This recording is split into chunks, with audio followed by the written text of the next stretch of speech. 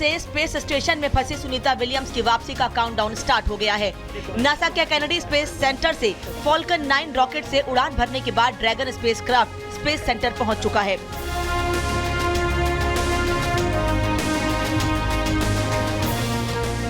Dragon spacecraft के space centre पहुंचने के बाद जो तस्वीर सामने आई, उसमें सुनीता विलियम्स के चेहरे पर क्रू से मिलने की खुशी साफ दिखाई दे रही है। सुनीता क्रू मेंबर्स से बात करती हुई नजर आ रही हैं और सभी क्रू मेंबर्स आपस में गले मिलते दिख रहे हैं।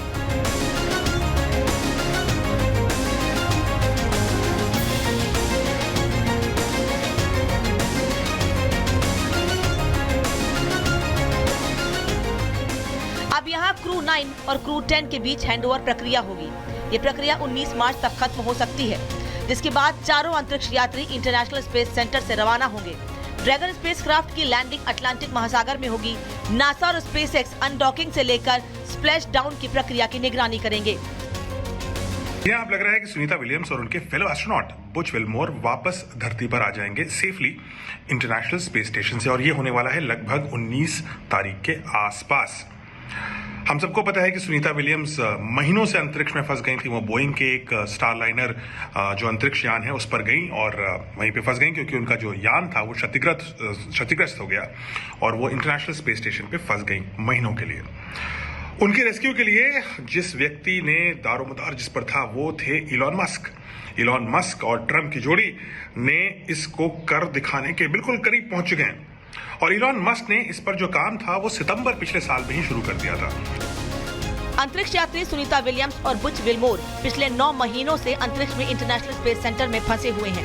बोइंग के स्टार लाइनर स्पेसक्राफ्ट में केवल 8 दिनों के लिए अंतर्राष्ट्रीय अंतरिक्ष स्टेशन गए थे, लेकिन स्टार लाइनर में आई तकनीकी खराबी के कारण वो लौट नहीं सके। डोनाल्ड ट्रंप के आदेश के बाद मस्क ने सुनीता की सुरक्षित वापसी की कमान खुद अपने हाथों में ली।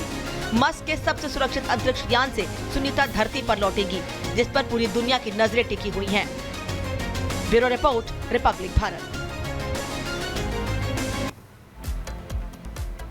और 2 खास मेहमान हमारे साथ जुड़ गए हैं। मनीष पुरोहित जी जो कि पूर्व इसरो वैज्ञानिक है, वहीं सृजनपाल सिंह वैज्ञानिक है, हमारे साथ जुड़ गए हैं। सबसे पहले सृजन जी आपका मैं रुख करना चाहूंगी क्योंकि कहा जा रहा है 19 मार्च तक सुनीता विलियम्स की वापसी हो सकती है। पहले बोइंग में खराबी आती है, उसके बाद एलन मस्क और डोनाल्ड ट्रंप की एंट्री होती है। उनकी क्या भूमिका रही और किस तरीके से सुधार किया गया और कितनी संभावना?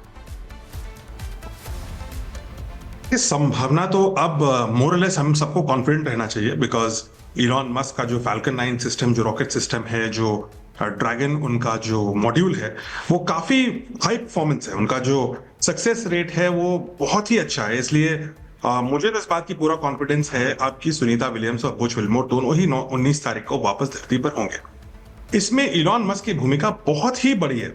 इनफैक्ट जब क्रू नंबर 9 भेजा गया था पिछले साल सितंबर में, क्रू नंबर 9 फाल्कन 9 रॉकेट पे होकर के गया था, तो उसमें 4 एस्ट्रोनॉट होने थे। उन्होंने 2 एस्ट्रोनॉट ही भेजे और 2 सीट खाली गई थी। अब उसी अंतरिक्ष यान का उपयोग करके सुनीता विलियम्स और बुच विल्मोर को लेते हुए ये 4 सीटर विमान वापस धरती पर आने वाला है। तो इसकी प्लानिंग इलॉन मस्क ने काफी पहले से कर रखी थी। और ऑफ कोर्स डोनाल्ड ट्रंप का रोल भी इंपॉर्टेंट है इसमें, क्योंकि उन्होंने इस पूरे सिस्टम को इनेबल किया।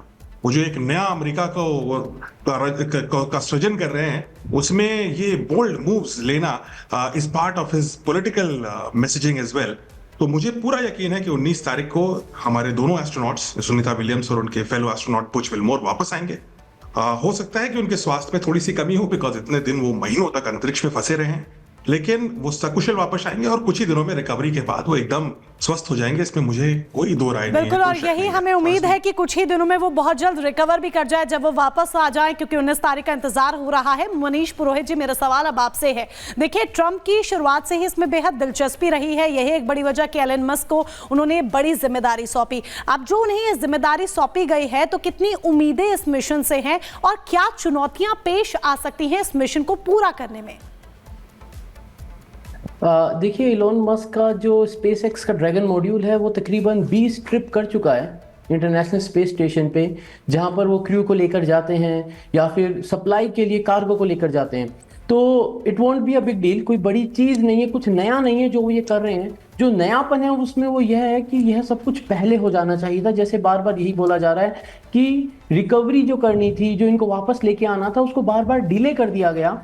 जो चीज़ सितंबर अक्टूबर में हो सकती थी या नवंबर दिसंबर में हो सकती थी, उसका वेट करते करते आज 16 मार्च हो गई और आज हम ये डिस्कस कर रहे हैं कि अब 19 मार्च को शायद अब वो वापस 19 मार्च को वहाँ से अनडॉक करके क्रू 9 का जो ड्रैगन मॉड्यूल है उसके अंदर वापस आ जाएंगे।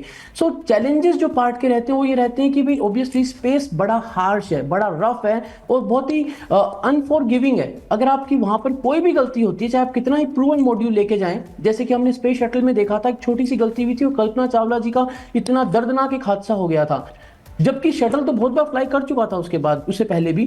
तो स्पेस के अंदर हमें बारीकियों का बहुत ध्यान रखना पड़ता है। ड्रैगन अभी डॉक कर चुका है, जो एस्ट्रोनॉट्स हैं वो इंटरनेशनल स्पेस स्टेशन पे पहुंच चुके हैं। अब जो नेक्स्ट स्टेप होगा वहां पर एक वो हैंडओवर की वो जो पूरी प्रोसेस है उसको करा जाएगा, जो कि 1-2 दिन के अंदर कंप्लीट होगी। एंड देन जो क्रू 9 है जिसके अंदर Sunita Williams and Butch Wilmore भी अब वापस आने वाले हैं, वो अपने स्पेस सूट्स को पहनेंगे, ड्रैगन मॉड्यूल में बैठेंगे और अनडॉकिंग का प्रोसेस चालू होगा जो कुछ घंटों में पूरा होता है। And then they will return back home. बिल्कुल। और सृजन जी, आप ये ज़रा समझाइएगा इतना समय क्यों लग गया, क्योंकि देखिए सवाल ये लगातार उठ रहे हैं। 7 मार्च को भी एक बयान जो बाइडन का आया था, उन्होंने कहा कि मेरी भी बातचीत चल रही है, कोशिश यही है कि जल्द से जल्द वापसी हो सके, लेकिन उसके बावजूद 9 महीने, जहां 8 दिन की बात थी, 9 महीने तक ये मिशन बढ़ जाता है। देखिए 2-3 कारण है। कुछ तो टेक्नोलॉजिकल कारण है। टेक्नोलॉजिकल रीजन ये था कि जो बोइंग का स्टारलाइनर था, जो बोइंग का जो फर्स्ट उनका भी एक टेस्ट यात्रा थी उनकी, उसमें क्लियरली फॉल्ट्स आ चुके थे। और उस कंडीशन में हम अगर सुनीता विलियम्स और बुच विल्मोर को वापस लाने की कोशिश करते तो खतरा बहुत ज्यादा था। हालांकि बाद में पता लगा कि शायद अगर हम लाते तो फिर भी शायद सक्सेस हो सकते थे, लेकिन वो उस समय रिस्क लेना कोई नहीं चाहता था। स्पेशली जैसा मनीष बता रहे थे, कल्पना चावला के इंसिडेंट के बाद we did not want to take that risk. तो ये टेक्नोलॉजिकल रीजन था। दूसरा, मुझे लगता है कि इसमें एक पॉलिटिकल विल पावर की भी कमी थी बाइडेन के एडमिनिस्ट्रेशन में, बिकॉज इलॉन मस्क के पास जो फैल्कन 9 का सिस्टम था वो तो रेडी था और उन्होंने लॉन्च कर भी किया उन्होंने सितंबर में, लेकिन उनको वापस लाने के लिए एक मिशन में थोड़ा सा इनको जो है ऐसा करना पड़ता है कि जो डेट्स थी उनको फॉरवर्ड शिफ्ट करना पड़ता है। जो मुझे लगता है कि जो बाइडेन के अंदर नासा थी और बाइडेन के अंडर जो एडमिनिस्ट्रेशन था वो इसको नहीं कर पाया। वो पॉलिटिकल विल पावर नहीं थी, वो रीशेड्यूलिंग वो नहीं कर पाए। यहीं पे आई थिंक ट्रंप और बाइडेन में अंतर आता है, बिकॉज ट्रंप के अंदर वो स्पिरिट है कि वो जज्बा है कि मैं कुछ कर दिखाऊंगा और उसमें अगर कुछ एक्स्ट्रा एफर्ट या थोड़ा रिस्क लेना है तो भी मैं लेंगे। तो वो जो चीज है ट्रंप के अंदर, वही चीज निकल करके अब सामने आ रही है। अगर बाइडेन चाहते तो शायद इसको हम पिछले साल के एंड तक भी इस मिशन को कंप्लीट करके हम सुनीता विलियम्स और बुच विल्मोर को ला पाते, और उनका जो 8-9 महीने का स्टे है वो शायद 5-6 महीने का रह जाता, लेकिन वो नहीं किया गया। लेकिन यानी एफर्ट्स उस वक्त अगर किए जाते बाइडेन की तरफ से थोड़े ज्यादा, तो हो सकता है ये जो 9 महीने का लंबा समय लग गया ये समय कम हो जाता। मनीष जी, यही सवाल आपसे भी है, क्या आप भी इससे इत्तेफाक रखते हैं जो सृजन जी बात कह रहे हैं कि बाइडेन की तरफ से उतने कदम नहीं उठाए गए? कहीं ना कहीं ट्रंप जिस तरीके से दिलचस्पी दिखा रहे हैं और ट्रंप जो अपनी एक्टिवनेस दिखा रहे हैं, एक्स्ट्रा एफर्ट्स दिखा रहे हैं, उसकी वजह से अब इस मिशन को और जल्दी पूरा किया जा रहा है, जबकि ये पहले हो जाना चाहिए था। देखिए, ये कहीं ना कहीं तक ये सभी लोग यही सोच रहे हैं, ये सब प्रायोरिटीज पे बात आ गई थी कि शायद प्रायोरिटी पे नहीं लिया गया इस चीज को कि हमें सुनीता विलियम्स, बुच विल्मोर जो वहां पर अटक गए हैं, जो 8 दिन के लिए